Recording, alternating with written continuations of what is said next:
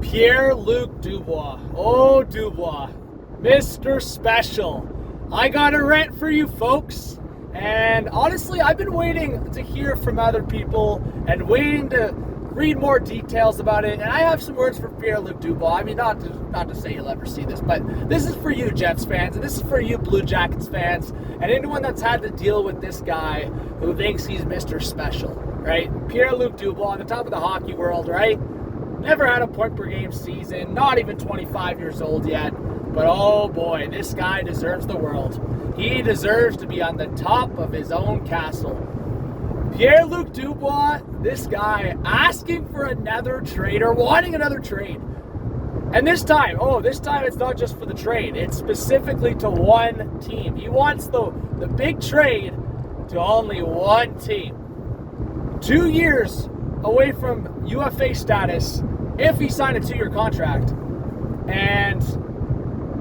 Or sign a couple 1 years. And then it's just Pierre-Luc Dubois thinking he can have whatever he wants. I really just don't get it with this guy. You have a great situation in Columbus. You know what? If you want to talk about market, talk about overall city, all that stuff, whatever. You would think with this guy, after one trade, he would spend at least a few years or a couple years trying to prove himself. He has what, 160-point season and thinks he deserves this kind of treatment, thinks he deserves this top tier, I want to go where I want to go. Buddy, you're not even 25 in the National Hockey League yet. This is just my take. I respect a lot of Habs fans that have come forward and they just go, I don't want this guy. I don't want this kind of player on their team. Dubois, he just thinks that Montreal is just going to give the whole freaking world. On my video, I thought I actually gave a decent trade proposal forward where Montreal wasn't giving up too much. Whether it was Dvorak, a defensive prospect, and a couple draft picks, like Florida's first-round pick. So you know that there's no risk. Like, you're not giving up the Montreal first-round pick. You're giving up the Florida first-round pick that will be later in the first round. And you're getting Pierre-Luc Dubois, a guy that we know can put up 60 points, right? But Winnipeg's, I don't know how some Habs fans think Winnipeg's going to settle for that. But I do respect the Habs fans that just go, hey, I don't want this guy. Like, this guy thinks he's top shit. Like, Montreal just went out and acquired Kirby Dach. And by the way, I think Ken Hughes has had a good offseason. Don't get me wrong. I like a lot of the moves that Montreal has made. So I wouldn't go for that big package for Dubois. Like, I wouldn't put that big package together to get Dubois and his shit. Like, I think, sure, it would be a great fit. On paper, up the middle, long term, having Nick Suzuki, Pierre-Luc Dubois, and Kirby Dach up the middle would be nuts. That would be great. I think any fan around the league can look at that center depth, that top three centers down the line, and be like, wow, Montreal's really set up the middle. But when you have a guy that has history of complaining, has history of not liking his situation, has history of requesting out of his team, just imagine what could possibly happen when you have a Nick Suzuki in Montreal, and if Suzuki starts getting the number one center treatment, and Nick Suzuki starts getting preferential treatment and preferred treatment of being the guy in Montreal over Pierre-Luc Dubois, what's going to happen? What's going to happen? Dubois, after asking for shit in the queue, asking out of Columbus, and now asking out of Winnipeg, what's going to happen with this guy if he's not the star that he thinks he would be in Montreal? Oh, it would be a disaster. It'd be a freaking disaster. I think it's so funny that Ken Hughes, like I said, Montreal have been so careful not to mention Dubois' name and not to have any of these conversations of tampering or anything. But to still mention that they're looking for another big center, it's just so funny because it is a real conversation. That Pierre-Luc Dubois actually was in Montreal hoping that a big trade would be announced for himself, and it ended up being a trade for Kirby Dach, a different big center. Oh, Pierre-Luc Dubois, buddy. I can't believe it. I really can't. And I think overall, this guy is really new to life because he honestly, I think he thinks he's a once-in-a-generational type player the way he's acted. Honestly, I feel bad for Jackets fans. Pierre-Luc Dubois could be sitting real nice next to Johnny Gaudreau right now in Columbus. But he made Columbus make a trade and offered up a solution for the Jets and told the Jets, as far as we know, that he would like that situation and give it a good chance. And look at this. Pierre-Luc Dubois, just like that, is wanting out of Winnipeg already. He's not even 25 years old, and he's asked for a trade twice in this league. Twice. And that's not even including the time in junior, and that's not even including probably so many other things that have happened that we don't know about.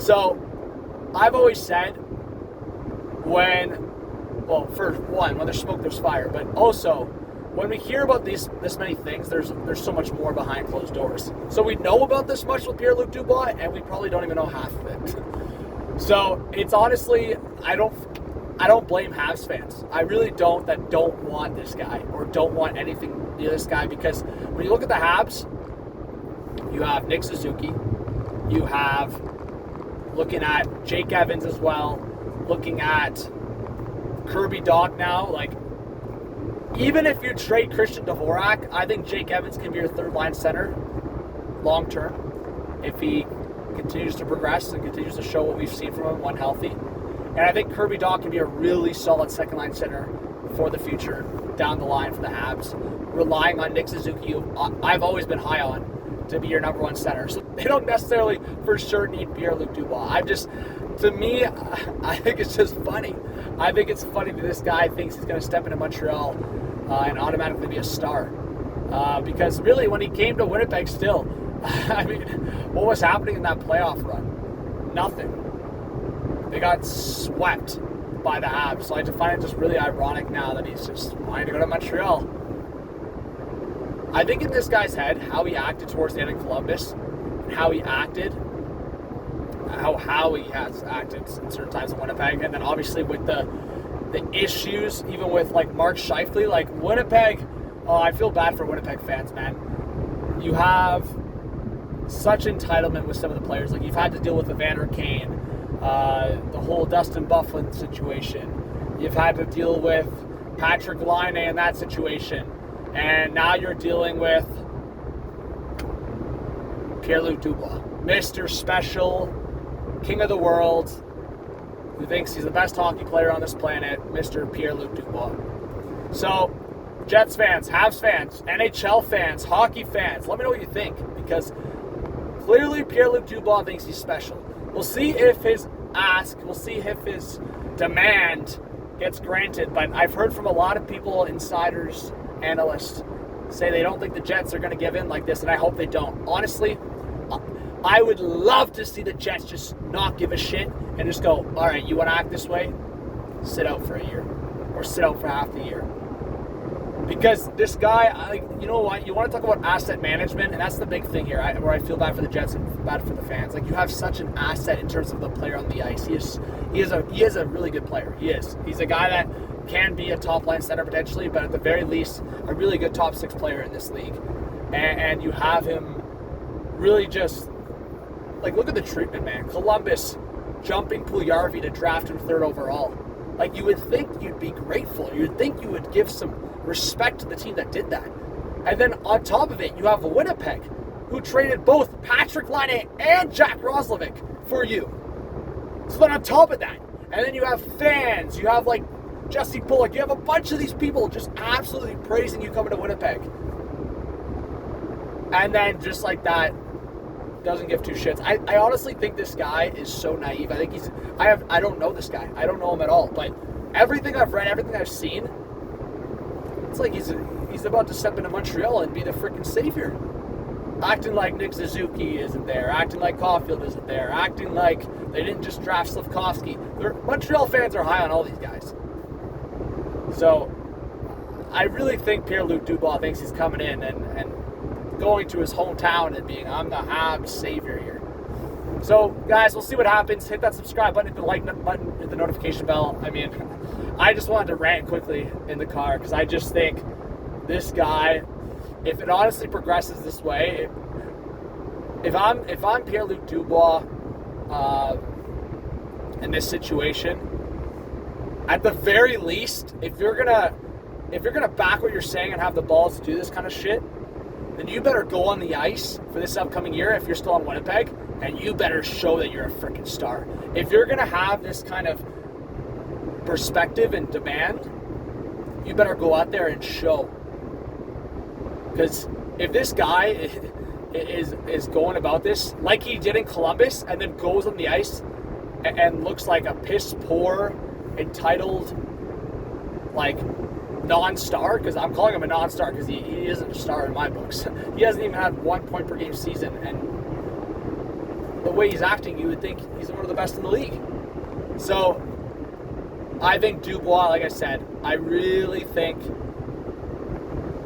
he's got to go out there and show he's worth all this talk and all this conversation from everyone. I also wanted to add, because I think it's just funny. Isn't it funny, like, how there's certain players in the league, like a Pierre-Luc Dubois, who wants all this attention, who's not afraid of speaking out for a trade request, but again, like, very, like, does Pierre-Luc Dubois ever come forward and give these reasonings? No, he does it all through his agent, all these certain things. So it's like, in certain ways, Pierre-Luc Dubois is like any other guy who just goes low-key about it, but instead he's just, I don't know if it's ignorance or what it is, but it's just kind of funny how it goes that way. But you have Johnny Gaudreau, who's so low-key and so not wanting the attention that he actually goes to Columbus. That city and that team that Pierre-Luc Dubois so badly wanted to get out of. So it is funny how that works that way, is Pierre-Luc Dubois trying to run the offseason now, and Johnny Gaudreau showing as a star, as a proven star, as a guy who just put up 115 points, just signed with Columbus, and you have Mr. Special Pierre-Luc Dubois, who's just put up a 60-point season, wanting to go to big, attention-seeking Montreal. So I also just wanted to add that into the video. I also just find it funny. Oh, Pierre-Luc Dubois. So thanks for watching, guys. Let me know your thoughts on Pierre-Luc Dubois. We'll see where this shit show goes. If he does get traded to Montreal or gets traded somewhere else, or if Winnipeg stands their ground, make him play. I mean, again, with Dubois and Scheifele, all these situations, like, can these players even go back into that dressing room and it'd be okay? I mean, who knows what's going on behind the scenes with Winnipeg. So thank you guys for watching.